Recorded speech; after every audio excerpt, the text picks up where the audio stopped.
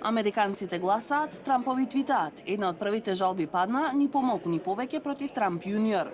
Неговиот син Ерик, сакајќи да му помогне на татко си, на социјалните мрежи објави слика од гласачкото ливче, со што го прекрши законот со кој се забранува јавно објавување на изборна документација во текот на изборниот ден. Поплака пристигна и од штабот на Трамп. Неговите адвокати поднале тужба во Државниот суд на Невада, бидејќи место за рано гласање било отворено 2 часа подолго од предвиденото за да ги прими луѓето што чекале во редица. Како што оценува CNN, тоа е знак дека адвокатите на милиардерот подготвуваат терен за потенцијално правно оспорување на резултатите.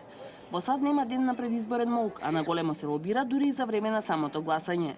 Така републиканецот веќе се јави во видео снимка на Твитер и ги повика своите поддржувачи да излезат и да гласаат. Сите зборуваат за рекордна излезност на гласачките места. Неверојатно е и ве молам да излезете на гласање. Гласајте денеска, ќе ја направиме Америка повторно голема. Ветувам.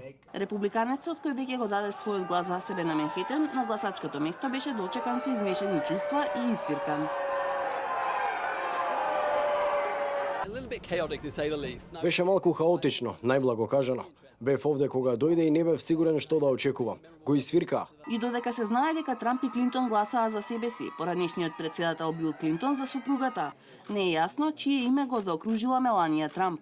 Би било логично и таа да го дала својот глас за сопругот, но на една фотографија се гледа како тој да не е баш сигурен. Упатува поглед преку заштитната ограда зад параванот на Меланија. Сликата брзо се расшири низ социјалните мрежи, но коментарите на овој навистина наивен пример покажуваат колку е лесно во дигиталната ера да се манипулираат и да се преувеличуваат работите.